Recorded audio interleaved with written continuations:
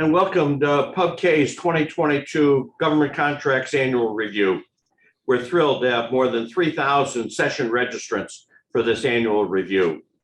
So far, through this day 3, we've already held 7 different sessions, with one more this afternoon to follow this session. We hope you'll be able to join us for most, if not all, of the remaining sessions, but a separate registration is required for each one that you want to attend, which you can still do on the PubK site. My name is Alan Schwatkin. I'm the president of the PubK Group and a partner in the law firm Nichols Lew. I'll be your host, facilitator, and moderator for this year's annual review, and I hope we're able to convene in person next year. The PubK Group consists of 3 newsletters: PubK Law, PubK Compliance, and PubK Cyber. Many of you are already subscribers to one or more of these publications, and we very much appreciate your support. Some of you joining this annual review are not yet subscribers to any of them. I hope you'll consider becoming a subscriber to at least one, if not all 3. Information is at the website shown on this slide, or is available from any of the contacts you have at the PubK Group. This conference would not have been possible without the strong support of our event sponsors, all of whom are listed on this and the next slide. I would encourage you to look to the skills and capabilities of these firms. Consider using them wherever possible. In lieu of speaker gifts and in honor of our sponsors, PubK is making a contribution to the Capital Area Food Bank. With the food crisis facing our communities, I hope you will consider making an individual or an organizational contribution. Since this entire program is being held virtually, all attendees will be in listen-only mode. Your video will remain disabled throughout the session. But we do welcome your questions. Use the Q&A box at the bottom of your screen. However, with so many attendees, it won't be possible to answer all of the questions in real time. We're capturing your questions and will endeavor to answer as many as possible after the conclusion of the annual review. All presentation slides, along with the audio, will be available for download from the PubK Group website, probably within a week or so of the conclusion of the annual review. We'll send an email when that's available with information on how to download, how to access it, and for how long the material would be available. We're also applying for continuing legal education in a number of jurisdictions. While we cannot guarantee approval, we expect that acceptance within the next few weeks. Again, we'll notify all attendees when those approvals have been received with additional information on how you can apply for your CLA credit. Finally, if you're interested in obtaining CLA, please look for our poll question during the presentation. The state boards require us to verify your participation during the event. The poll is a simple yes, no, and we'll keep track of the responses to verify that you viewed the panel. If you don't wish to obtain CLE credit, you can disregard the poll or just answer it for fun. Now, I'm thrilled to continue this 7th PubK annual review with our Session 8 panel on construction contracting. Our distinguished panel members are Jim Van Horn, the General Counsel of Southland Holdings, Susan Warshauer-Ebner from Stimson, and Dan Ramesh from Smith Pachter. Dan, over to you. Thanks, Alan. And welcome. We have a lot to cover, a lot going on in construction contracting, so we will launch right in. This agenda provides a little overview.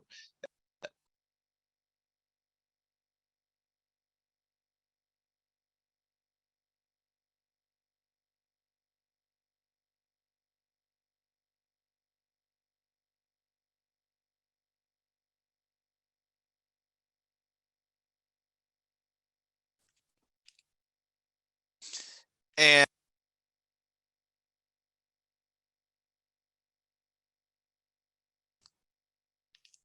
hello.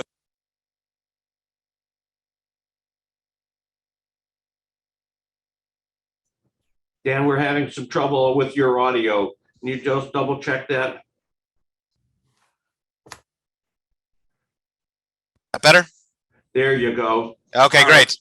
Apologies for the technical difficulties. Okay, so take it from the top. Very good. Can we go back to the agenda slide, please? and thanks for your patience. So I'm going to lead off talking about the Infrastructure Investment and Jobs Act and speak a little bit about antitrust enforcement on infrastructure projects, and then provide a brief case law roundup. Then Jim is going to speak to us about workforce issues that construction contractors are facing. And finally, Susan's going to round out with pandemic pandemonium, including talking about the mandates and COVID relief, Buy American developments, and cyber developments that construction contractors should be aware of. And then we're hoping to talk through a brief scenario at the end to kind of see how some of these different issues play out. Next slide, please. Next slide. So the Infrastructure Investment and Jobs Act, signed by President Biden back in November, $1.2 trillion, including $550 billion in new infrastructure spending. And this is a brief breakdown: $110 billion for highways, roads, and bridges, other money for Amtrak and water and wastewater infrastructure, airports, electric vehicle charging. Next slide, please. A couple other items, $47 billion for climate change resilience, helping different government entities get ready for the effects of climate change, $2 billion for cybersecurity, and then $750 million that is tagged for PPP, public-private partnership transportation projects. Can we go to the next slide, please? Now, one of the more significant requirements imposed by the Infrastructure Investment and Jobs Act is the domestic sourcing requirements. And this is kind of an echo of the American Recovery and Reinvestment Act from back in the Obama administration, which had included a special clause for Buy American requirements. But the requirements in the Infrastructure Act are a little bit different. They aren't tied to funding. They apply to all infrastructure projects that where there's federal assistance agreements. So this gives the highlights. It's calls for quick implementation, 180 days. And from that point, none of the funds made available for a federal financial assistance program for infrastructure may be obligated unless all of the iron, steel, manufactured products, and construction materials used in the project are produced in the United States. Next slide. So this is replacing a soft requirement in the current uniform guidance that applies more broadly and encourages the use of domestic materials. This is anticipated to be a hard requirement that will be incorporated into CFR 200, and kind of the standard waiver criteria apply. Next slide. Now,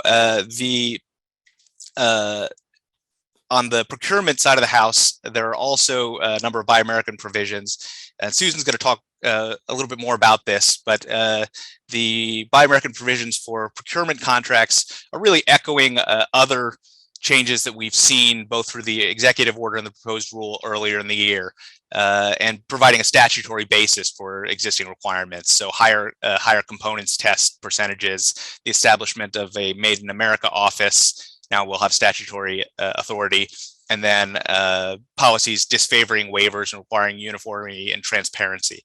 Next slide, please.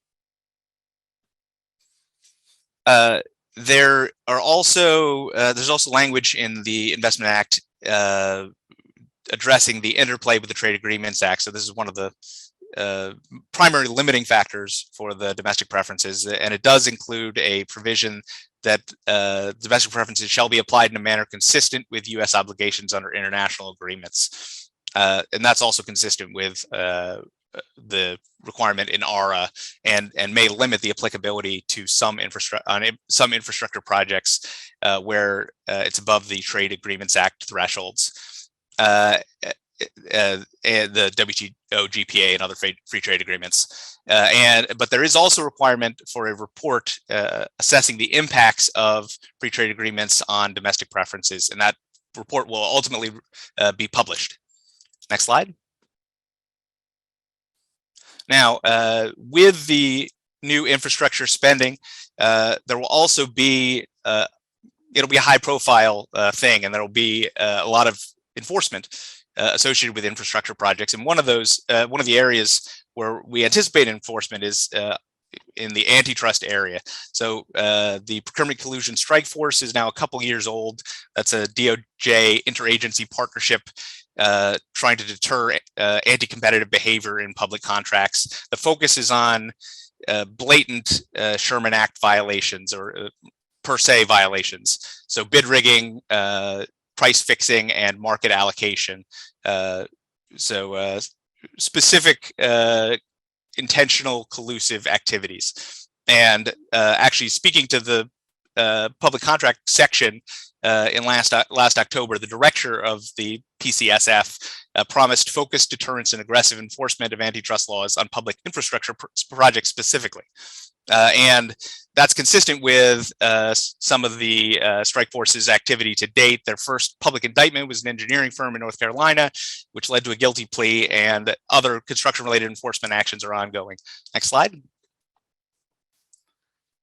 Contractors may want to review their antitrust compliance programs and consider the way that an enforcement agency would approach this and what the potential red flags would be. And I've listed a couple of circumstances that could be red flags, but mostly for the contractor's awareness. So go, no go decision, irregularities, bidding and award patterns, subcontracting with competitors, and teaming arrangements that have a tendency to reduce competition. All of these events happen naturally and have regular business rationale, but contractors should have an awareness that an enforcement agency could see these as red flags, and so document the reasons for the company's decision making and the benefit to the government. And that's a best practice when these sorts of things come up, and also obviously ensuring that there is no improper anti-competitive motive associated with the decision making. Next slide. Now we have a lot of material to cover. I've written up a few cases from the past year. I'll go through them very briefly. Next slide. The first case, Gulf Pacific Contracting, deals with one of the Davis-Bacon Act construction wage rate requirements price adjustment clauses. And that clause provides that no adjustment will be provided for increases in wage rates under a DBA wage schedule. And the Armed Services Board held that that clause was enforceable, incorporated by reference, without any additional warning to contractors. So something to keep an eye out. And that there was actually, it's unusual for the Armed Services Board, there was a dissent. Judge Clark felt that it was unfair that there wasn't more notice, and said that the failure to provide more notice conflicted with FAR policy, but the majority upheld the clause without further notice in the solicitation. Next slide, please. Carruthers Construction is a substitution of equals case. Nothing particularly extraordinary, but kind of a good application of the rule. There was a 2.5-inch roof deck product that was only offered by one vendor. And the board found that 2.5-inch roof deck was proprietary, and that the contractor met the requirements of demonstrating that a 2-inch roof deck was an equal, and that the government could not deny the contractor's right to use the equal. So a helpful application of the or equal part of the material and workmanship clause. Next slide, please. Sauer Incorporated was a liquidated damages case, a 3-phase construction project, and it's really an application of the general rule that LDs are supposed to be reasonable estimates of the harm to the government and are not supposed to be punitive. And so in this case, there was a 3-phase construction project, and almost all of the costs were in the first phase. But the contract provided for the same amount of LDs regardless of the phase, and the board held that that was unfair, and that the government had to apportion the liquidated damages because all the delay was after the first 2 phases had already been completed. Next slide. Finally, this was a pass-through claim. A subcontractor had a differing site condition claim, and the subcontract provided that the prime would pursue a pass-through claim in appeals following the CDA process. The sub was impatient, though. They actually spent much more money, an order of magnitude above the cost of the subcontract.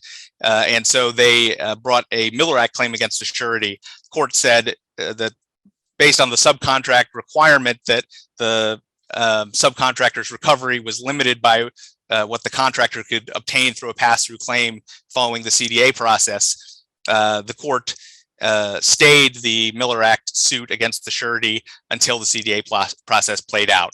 So something for subcontractors to be aware of, that recovery may be delayed if the subcontract provides for pass-through claims. Next slide. All right, and I'll pass it off now to Jim to talk about workforce issues. Hey, thank you, Dan. So I'm going to talk a little bit about some of the workforce issues in the construction industry and some of the options that owners and contractors may have to deal with those issues.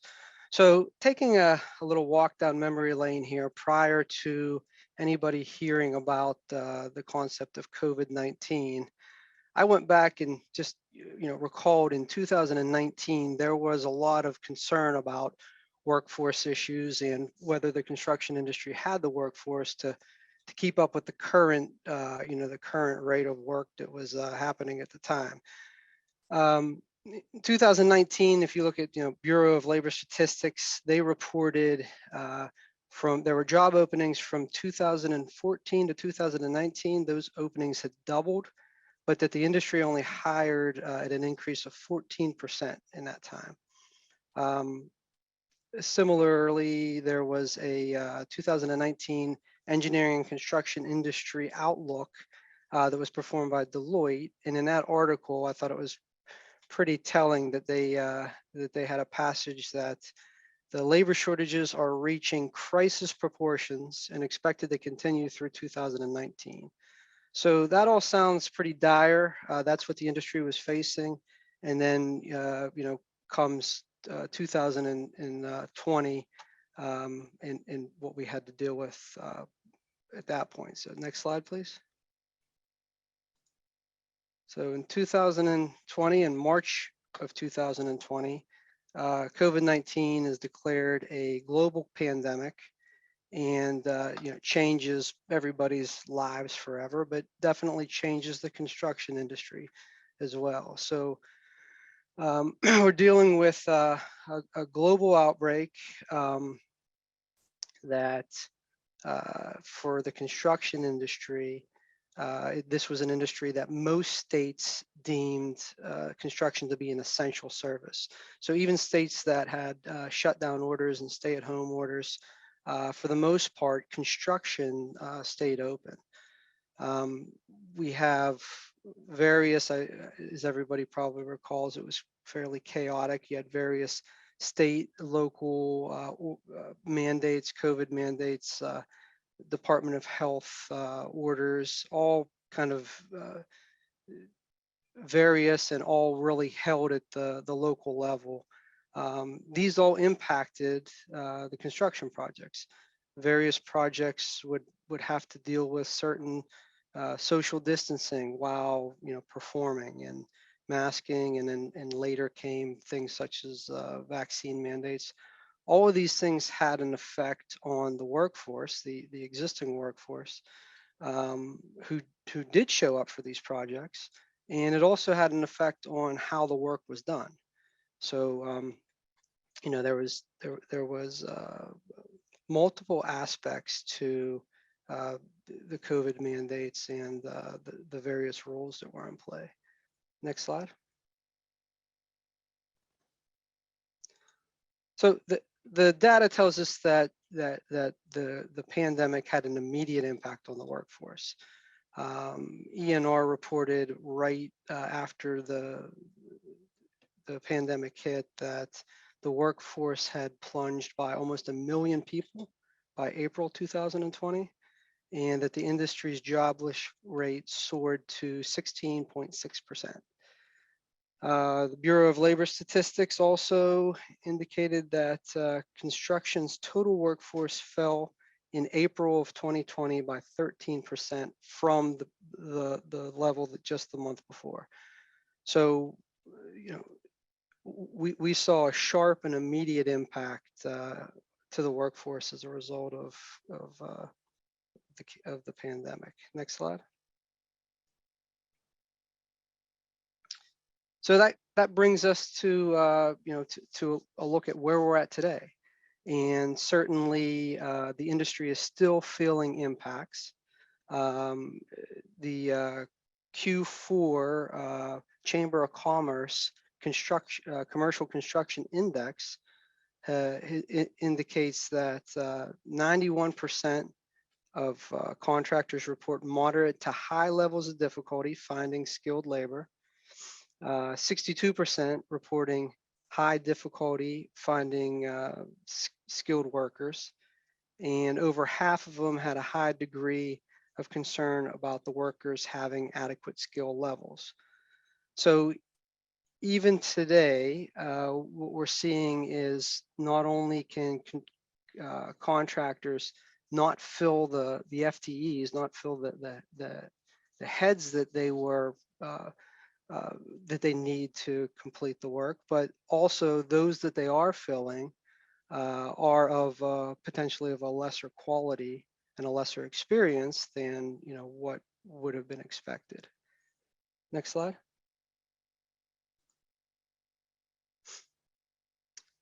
So just the impact that the workforce issues will have on future work. There was a recent article in the by the U.S. Chamber of Commerce back in December of last year that discussed contractors turning down work because they don't have enough workers. It indicated that almost half of the contractors that were polled for this article said that they turned down work because they couldn't find enough skilled workers.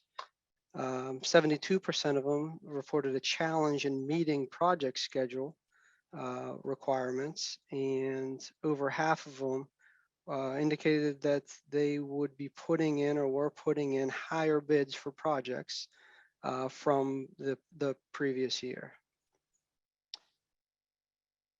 So we have and we also have, as everybody is aware, the record material shortages, which are also affecting these projects. As Dan mentioned, now we have new investments on the way. We have the Infrastructure Investment and Jobs Act, which promises to infuse $1.2 trillion in new work. And some reports of up to 175,000 new construction jobs just a result of this act. And I guess one of the legitimate questions is, does the construction industry have the workforce to not only handle the projects that are in place now, but with a new infusion, what type of issues are going to come up with contractors trying to bid and staff those jobs. Next slide, please.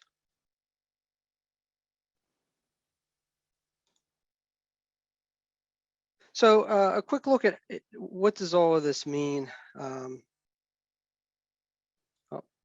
I'm sorry, next slide. I already covered a quick look at how this is covered contractually. So from a contractor standpoint, the first analysis in looking at impacts that a contractor may be facing in performing his projects is that impact compensable, or at least is it excusable? Various types of clauses exist in the various owners' contracts. I know for this course, we're particularly focused on the FAR, So for a fixed price construction contract, you would expect FAR 52-249-10 default clause to be in your contract. That clause specifically provides as an excusable delay the concept of epidemics.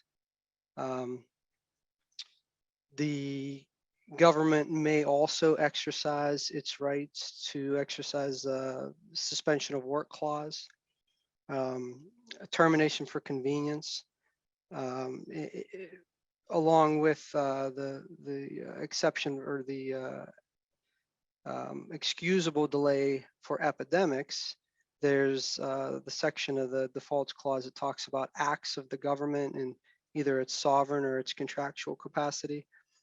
This would probably specifically come into play if the government is enacting, certain mandates that affect how the work is performed, or mandates, even potentially vaccine mandates. If that impacts your workforce, are those, acts of the government in their sovereign capacity or potentially in their contractual capacity. Next slide, please.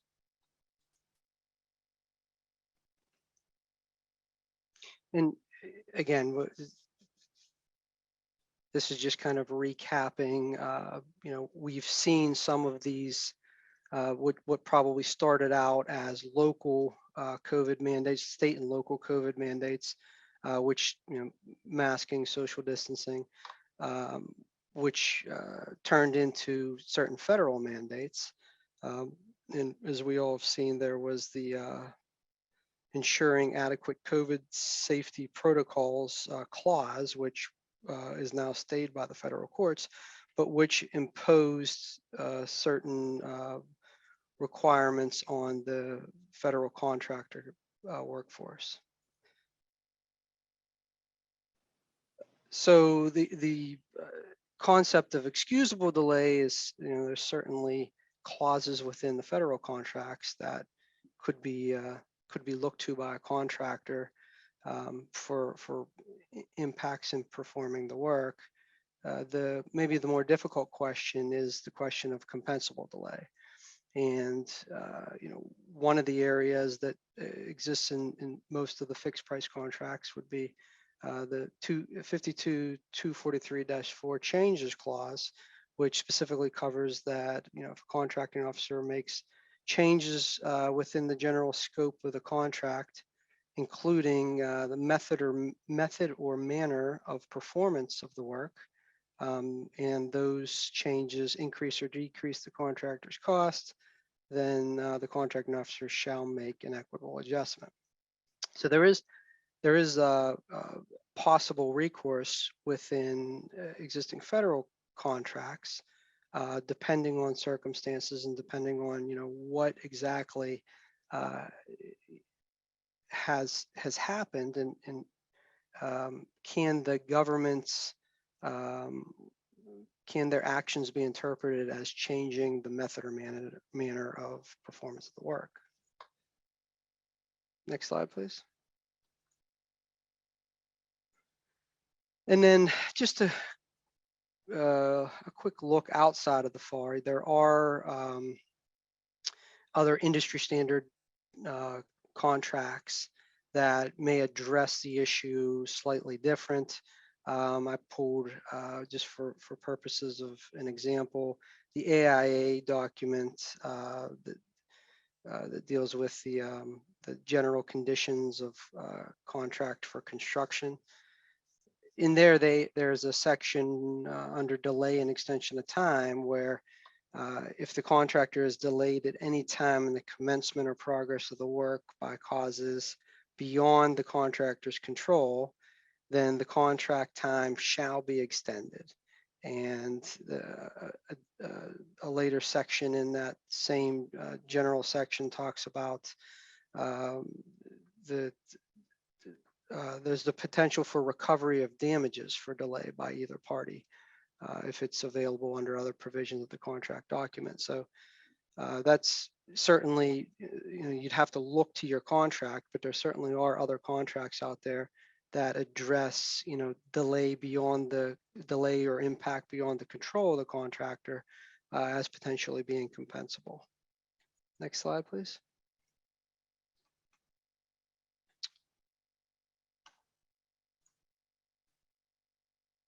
One of the interesting cases, which ironically is not even a US case, but a case that I thought kind of hit on the public policy aspect, I guess, of these contracts and the issues that contractors are facing. There's a Crosslinks versus Ontario infrastructure, and this case looked exactly at the issue of an owner that was trying to hold a contractor responsible for missing substantial completion, where the contractor was citing, COVID mandates and health and safety measures that they had to put in place. And the court's ruling, I thought, cited a couple of passages that were directly on point that seem that we'll likely see these concepts coming up across U.S. jurisprudence as well, in how courts are looking at whether it's fair to hold a contractor responsible for delays caused by a pandemic. And I won't read all of these passages, but obviously and the last one, the court found that imposing financial penalties on a contractor for failing to meet substantial completion in those circumstances, the circumstances being where they had to implement health and safety measures, only incentivizes them to cut corners and imperil public health and safety. So these concepts, I think, apply regardless of the language that's in any particular contract. If we're talking about what should a prudent contractor do, and how should a contractor deal with health and safety measures in performing its work, in putting the safety of its workers at the forefront. Next slide, please.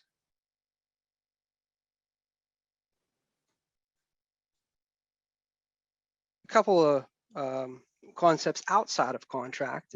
If we're not dealing with a FAR contract, or if you're dealing with maybe a state or a local government contract that may not even address the concept of unforeseeable causes or force majeure. Just a reminder that there are other, common law principles out there that may be applicable, namely impossibility of performance. If the workforce isn't there to perform, could that fall under an impossibility of performance argument? Frustration of contract, I think that's a little bit more along the lines of if the owner, the government is imposing certain restrictions, mandates, requirements on a contractor, could these concepts be raised for potential relief if the contractor is impacted? Next slide.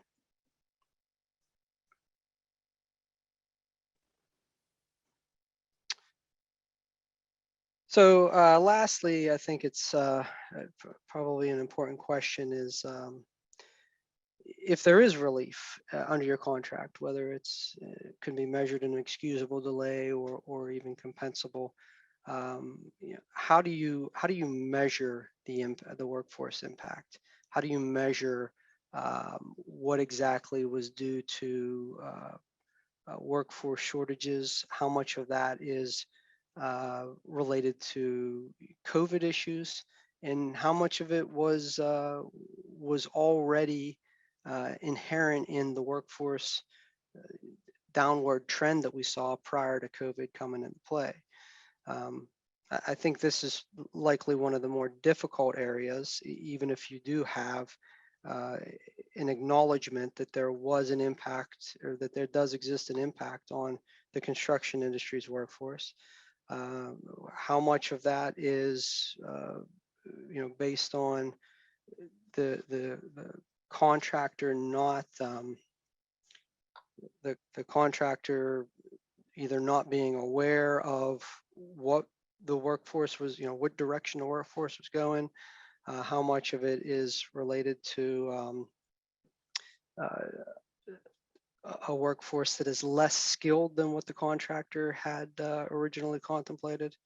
So there's a lot in the area of measuring the impact that I think is probably ripe for debate. Next slide. And with that, I'll turn it over to Susan to cover pandemonium. Thanks, Jim. We're going to try and move a little bit quickly. We want to make sure we get to this hypothetical, which I think you'll find interesting. So next slide, please. Everybody has to be worried about the pandemic. I mean, as Jim has shown you and Dan has shown you, there are a lot of impacts out there and a lot of things that have to get done. We're going to talk about some of the most significant things that have impacted the pandemic, but there are certainly others. Next slide. The first thing is obviously the federal path out of the pandemic. Biden issued executive orders with regard to the government contractor vaccine mandate, OSHA orders with regard to vaccination for employers of 100 or more employees, the CMS mandate requiring vaccination of healthcare workers, and of course, a mandate with regard to federal workers. Well, as it stands right now, the federal contractor vaccine mandate has been put in a preliminary injunction. There is an appeal now to the 11th Circuit on that issue. In addition, there was a request for clarification on exactly what does this preliminary injunction mean now. Those of you, I don't have to go through all of the different pieces of the federal pandemic mandate, but just to understand that here we are. They've asked for clarification, and the 2 points they asked for clarification were, one, whether or not they could actually enforce the inclusion of the clause where the government contractor had voluntarily accepted it. So if you've been following what's been going on with the federal pandemic, you'll see even in the construction area, there are things like the GSA schedule contracts, and GSA had said to contractors with contracts at the FSS that they ask them, please accept the clause. But of course, if you don't, we'll take you off of the portal so nobody can see you to order you any orders, or we'll also not agree to add any money to your contracts or to allow any option exercises. So a lot of this question of is it voluntary or not voluntary, I could argue that in fact it might be a de facto debarment suspension by forcing you to take a clause in order to keep your contract. The district court, when it received the request for clarification from the government, came back and said, one, you've appealed this issue of preliminary injunction to the appellate court. It's out of our jurisdiction. We can only clarify what exists. We're refraining from clarifying at this point because this question of whether or not you can enforce a voluntary acceptance of the clause is really just hypothetical. So they didn't address that. And then the second piece of it really was in terms of, can the federal government enforce the social distancing and masking requirements of the vaccine mandate? Again, the district court punted and basically said this was a litigation involving the vaccine mandate. That really doesn't clarify it for me because the executive order and the mandate and the Safer Federal Workforce Task Force guidance all include the vaccine mandate. So we'll have to wait for the appellate court to clarify the preliminary injunction scope, but stay tuned. Let's go to the next slide. And the reason I say stay tuned is because, one, even if the vaccine mandate does not occur at this point, we had the OSHA mandate. Under the OSHA mandate, there was a preliminary injunction that was put in by the Supreme Court just on the 13th of this month. So there has been a preliminary injunction on the implementation of the vaccine or test mandate for employers of 100 or more. However, yesterday, OSHA issued a pre-publication notification that it was going to withdraw this OSHA emergency rule, but it was going to retain this emergency rule rulemaking for the purposes of putting in a permanent OSHA standard for vaccination. So whether or not we get through this vaccination mandate for the federal government contractors, whether or not on the merits of the different lawsuits that are out there. We've got this OSHA rule that looks like it's coming again, where they're trying to make permanent this vaccination. So it will be measured under a different standard. But in the interim, I think contractors need to be thinking about what the potential recourse is, how they're going to be complying with the variety of different things out there, including, in addition to the federal side, the state and local mandates out there on masking, social distancing, and vaccination. A number of states and localities are requiring vaccination as conditions.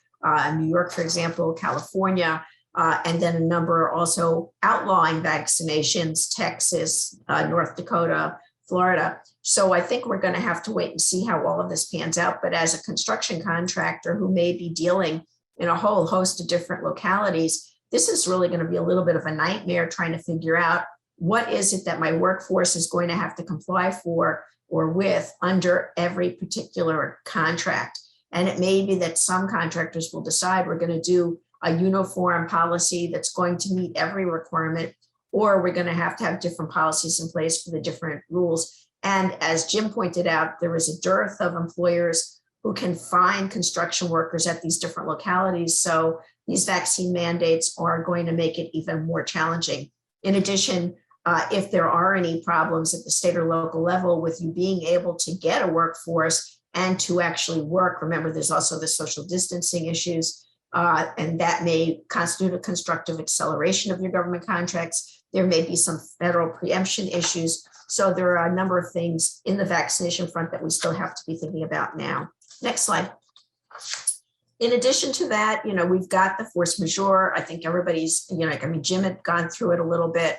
A force majeure obviously is whether or not your performance is going to be excused due to an unusual event beyond the control of the contracting parties. The Pernick Circuit case was just affirmed on appeal. That was a CBCA case. And although it was not a pandemic case, it was an Ebola case. What's notable here is it was a fixed price contract. The contractor during the Ebola crisis sought guidance from the State Department contracting officer. What do I do? Do I delay? Can I stop working? Can I put in healthcare requirements? What do I do? And of course, the Department of State said fixed price contract. We're not telling you what to do. The contractor delayed for a little bit, and then the contractor came back to the work site and put in place all of these health provisions in order to ensure its healthy workforce while it continued the job. And then it put in its claim on the CBCA case and on appeal. The issue was whether or not they could recover more schedule compensation as well as monetary compensation because it was a fixed price construction contract. Ultimately, the decision was you can't get money, but you can get schedule relief. Now, for other contracts where you may or may not have a fixed price construction contract, where in fact you may have a contracting officer who is directing you to do something, there may be an opportunity to get monetary as well as schedule relief. Really important that folks think about what they can get as relief when they get through one of these situations, and that they give proper notice to the contracting officer and they follow the Part 33 provisions. Next slide, please. We've talked a little bit about this clause under Jim's. As you know, here are some of the things that will excuse termination. The question is whether or not you'll be able to get compensation at the end of the day. So again, balancing the kind of contract you have, the kind of relief you can get under that contract, whether you get direction or not, these are going to be important things to think about. Next slide, please. So in addition to everything else that we have there, we've got OMB memorandums that are saying during this pandemic, we all want to cooperate. We want to do things the right way. We had the CARES Act, if you recall, 3610, which said contracting officers, please consider and give relief to contractors, but it was an unfunded mandate. So there was no money that was available. So presumably performance extensions, workplace scheduling, retooling, those kinds of things were things that were potentially within the scope of relief. In addition, we had the executive order out there, new executive order, because as Jim pointed out, we've got delays not only in getting a workforce out there that's capable of performing, but we're also experiencing a lot of supply chain delays. And those delays are really quite significant. At last count, we had 100 cargo ships that were ready to unload in the port of Los Angeles. But 40 miles out, within 40 miles out, there were another 400 cargo ships waiting to unload. I think everybody's had the experience of going to their grocery store and seeing empty shelves. Contractors are having that. There's a well-recognized chip shortage at this point and other shortages as well. So thinking about how does all of this impact the construction work site, this is going to pose challenges. So putting in assumptions as to what it is that you're assuming in performance, trying to address whether you can get escalation clauses or other kinds of relief. Those are all going to be things you're going to be needing to think about. Next slide. We're going to skip on this just to save some time, but as I mentioned, 3610 provided relief. 9/30, September 30th, that's when relief ended. We've got cases that are going through the CBCA right now. So stay tuned because there may be some good case law on COVID relief that comes out of that as well. Next slide, please.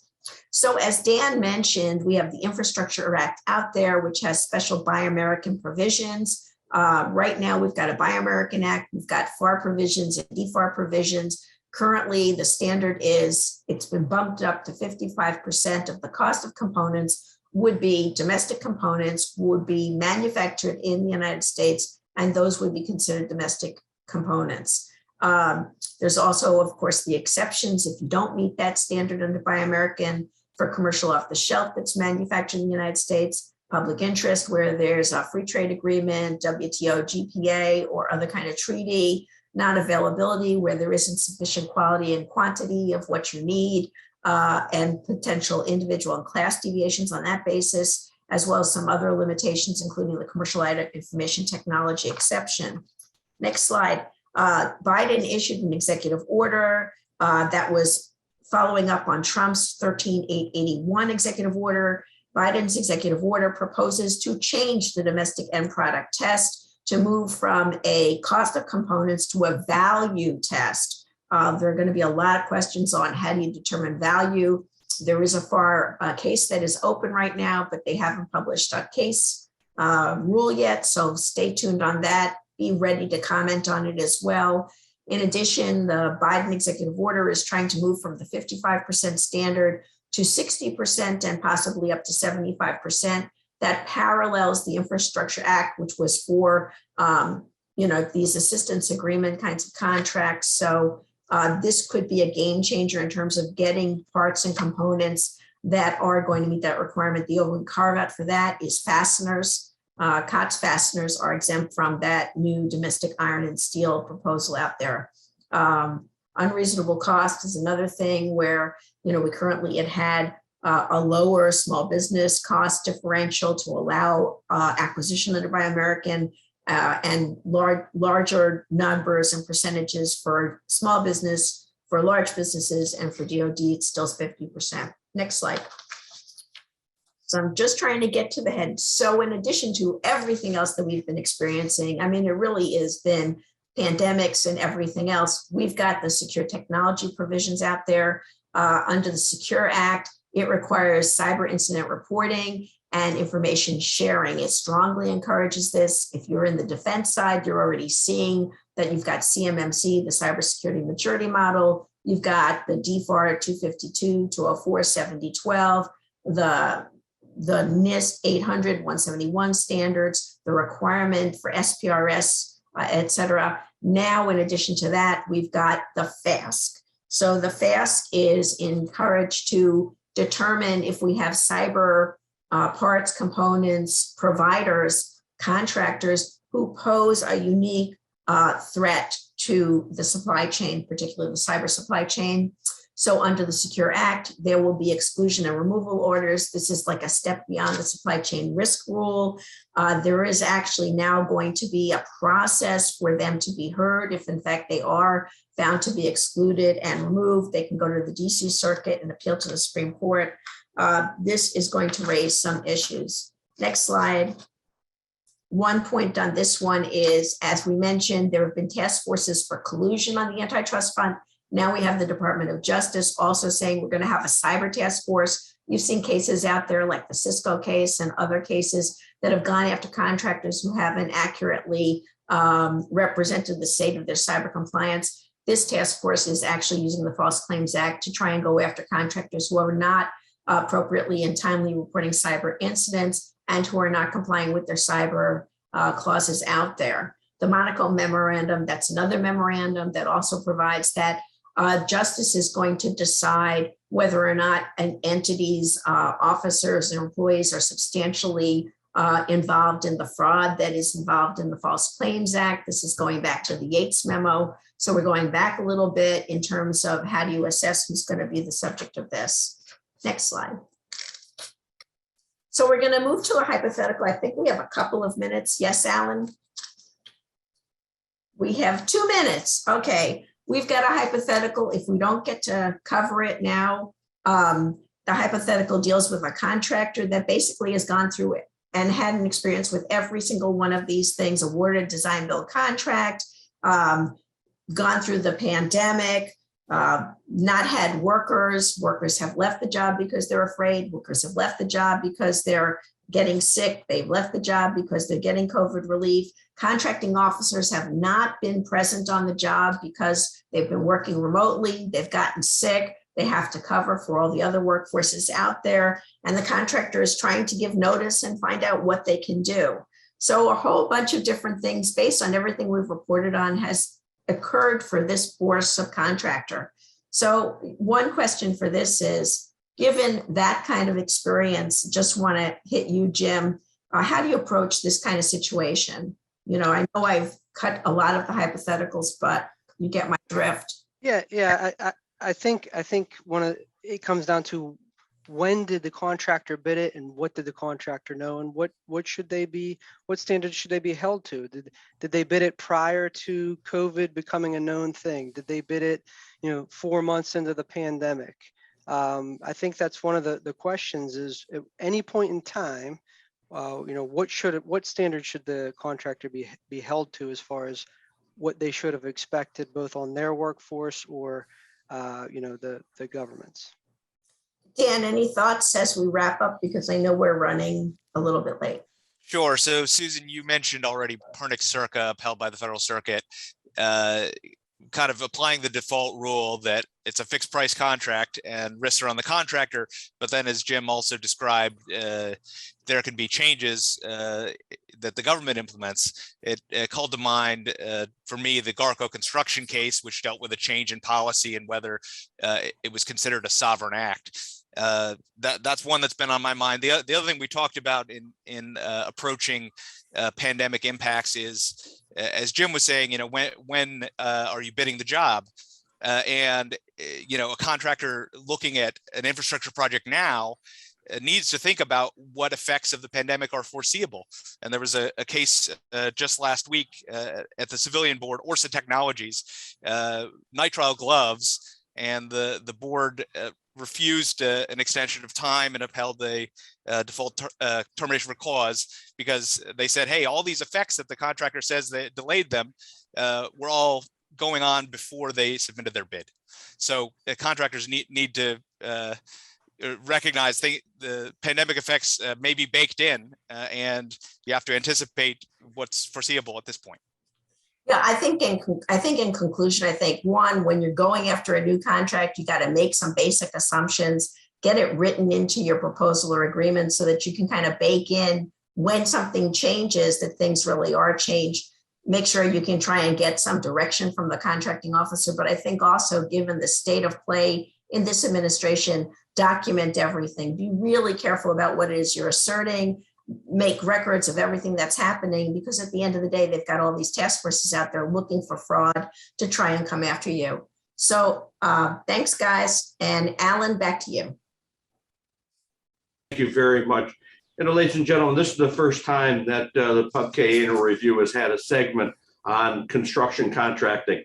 And I wasn't sure if there was enough material to cover the time. And now I'm not sure that there was enough time to cover the material ever available. So kudos to Susan, Jim, and Dan, who are also first-time presenters to PubK. We thank you very much for your participation and putting together an outstanding presentation. Let me again thank our event sponsors for today. We couldn't have done this program without their support. both on this slide and the following slide. Encourage you to inquire about their capabilities and use them whenever possible.